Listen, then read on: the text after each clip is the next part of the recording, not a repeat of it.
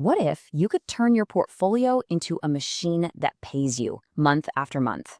Well, today we're breaking down a really powerful but surprisingly simple strategy designed to do just that.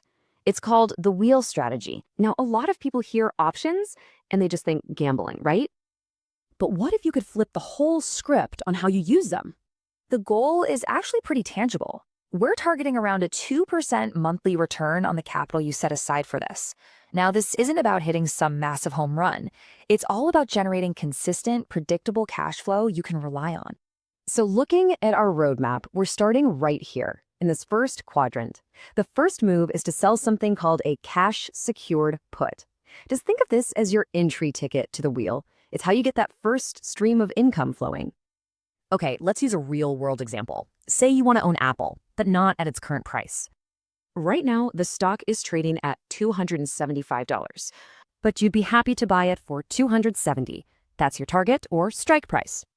So you set aside the cash to buy 100 shares at your price. That's the cash secured part. And here's the best part. You immediately collect a $200 premium just for making this deal. Now, one of two things is going to happen from here. It all comes down to where the stock price is when the deal expires. Let's look at both ways. So outcome number one, the stock price stays above your $270 target. What happens? You just keep the $200, your cash is freed up, and you can do it all again. All right, now for outcome two, the stock drops below your target price of $270.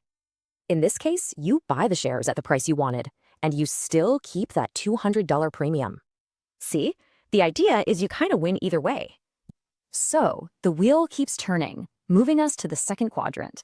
This is where you follow through on your promise and buy the shares. It's called taking assignment. But here's the beautiful part. You now own stock in a great company you wanted anyway, but you basically got it on sale. And that cash, that premium you collected back in step one, that's still yours to keep. It's a total win-win. Now that you own the stock, the goal is to sell something called covered calls. And that leads us straight into step three. This is the part of the wheel that really feels like being a landlord and just collecting that monthly rent check. So why the name? Covered means you own the stock.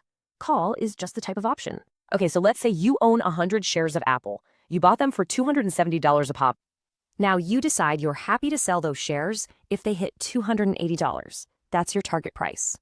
Just for making that deal, you get $200 in cash right now. That's called the premium. So what happens next? First scenario, what if Apple stock shoots past your $280 sell target? Boom! You sell your shares at $280, making a $10 profit on each one, and you keep that $200. But what about the other outcome? What if the stock stays below $280? Simple. You just keep your Apple shares, and you also keep that sweet $200 premium. See? It's kind of a win-win. You either sell for profit or you collect cash and can try again. So here we are at the last step, where the wheel literally comes full circle. If the stock price rises and your shares get bought from you, or called away, as they say, it's not the end of the road. It's actually just the beginning of the next lap. Just think about what happened here. Your shares were sold for a profit.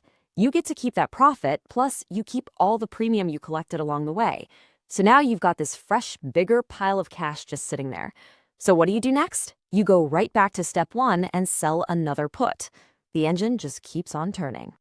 So now you have the big picture of what the strategy is. Next up is learning how to actually do it.